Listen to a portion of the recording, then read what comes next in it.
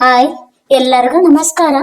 ಪುಟ್ಟಕ್ಕನ ಮಕ್ಕಳ ಧಾರಾವಾಹಿ ನಾಳಿನ ಗುರುವಾರದ ಸಂಚಿಕೆಯಲ್ಲಿ ಆ ಪ್ರೋಮೋ ಏನಾಗುತ್ತೆ ಅಂತ ನೋಡ್ಕೊಂಡ್ ಬರೋಣ ಬನ್ನಿ.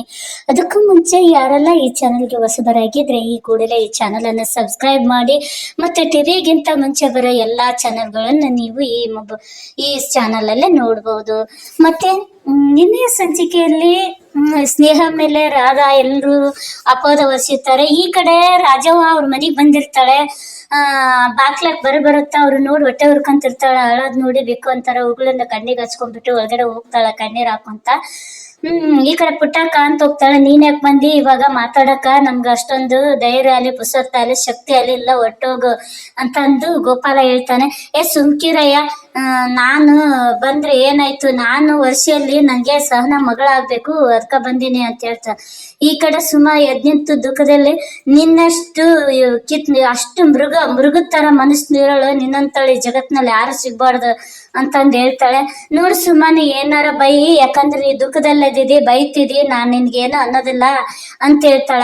ಪುಟ್ಟಕ್ಕ ನಾನು ಆ ತರ ಎಲ್ಲ ಮಾಡೋದಿಲ್ಲ, ನಾವ್ 4 ದಿನ ಆಯ್ತು ನೀನು ನೋಡ್ಬೇಕು, ನೋಡ್ ಕೇಸ್ ಮಾತಾಡ್ಬೇಕು, ಸಂಧಾನ ಮಾತಾಡ್ಬೇಕು ಅಂತ ಪುಟ್ಟಕ್ಕ ಬಂದೆ. ಪುಟ್ಟಕ್ಕ ನಾನೇನ್ ಕೇರ್ ಬಯಸಕ್ ಬಂದಿಲ್ಲ ಪುಟ್ಟಕ್ಕ ಅಂತ ಹೇಳ್ತಾಳೆ. ಈ ಕಡೆ ಗೋಪಾಲ ತಗೋ ಹಾಲು ಕುಡಿ ಅಂತಂದ್ ಕೊಡಕ್ ಹೋಗ್ತಾನ.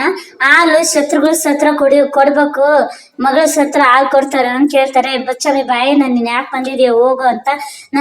ನೋಡಕ್ ಬಂದೆ ಕಣಯ್ಯ, ಸುಮ್ನಿರ್, ನೀನ ನೋಡಿದ್ದಾಯ್ತಲ್ಲ ಹೊರಡು ಅಂತ ಹೇಳ್ತಾನೆ ಗೋಪಾಲಯ್ಯ. ಸರಿ,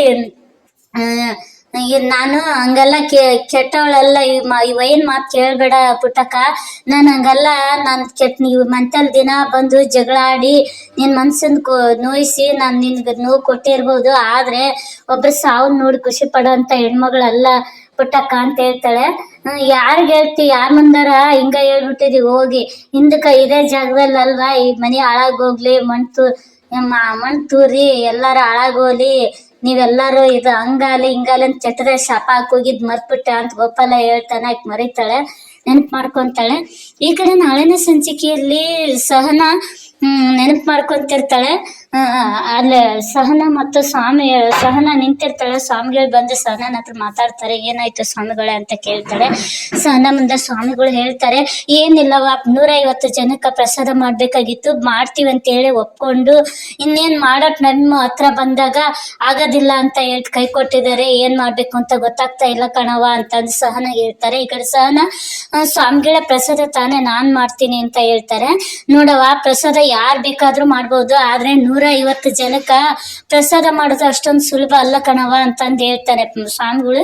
ಈ ಕಡೆ ಸಹನಾ ನಿಟ್ಟುಸಿರು ಬಿಡ್ತಾಳೆ. ನೋಡೋಣ ಮುಂದಿನ ಸಂಚಿಕೆಯಲ್ಲಿ ಸಹನಾಗೆ ಪ್ರಸಾದ ಮಾಡೋ ಅವಕಾಶ ಸಿಗುತ್ತಾ, ಇದರಿಂದ ಸಹನಾ ಖ್ಯಾತಿ ಪಡಿತಾಳ, ನಾಳಿನ ಸಂಚಿಕೆಯಲ್ಲಿ ಏನಾಗುತ್ತೆ ಅಂತ ನೋಡೋಣ. ಇವತ್ತಿನ ಸಂಚಿಕೆ ಆಗ್ಲೇ ಬಿಟ್ಟಿದ್ದೀನಿ, ಅದನ್ನು ನೋಡ್ಬೋದು. ಇದು ನಾಳೆಯ ಪ್ರೋಮೋ. ಈ ಎಲ್ಲಾ ಸಂಚಿಕೆಗಳು ಇಷ್ಟ ಆಗಿದ್ರೆ ಇನ್ನೂ ಹೆಚ್ಚು ವಿಡಿಯೋಗಳು ನಿಮ್ಗೆ ಬೇಕು ಅಂತ ನಿಮ್ಗೆ ಅನ್ಸಿದ್ರೆ ಈ ವಿಡಿಯೋನ ಪ್ಲೀಸ್ ಲೈಕ್ ಮಾಡಿ, ಶೇರ್ ಮಾಡಿ, ಕಮೆಂಟ್ ಮಾಡಿ. ಮತ್ತೆ ಸಿಗೋಣ ಅಂತ ಹೇಳ್ತೀನಿ. ಬಾಯ್ ಬಾಯ್, ಥ್ಯಾಂಕ್ ಯು.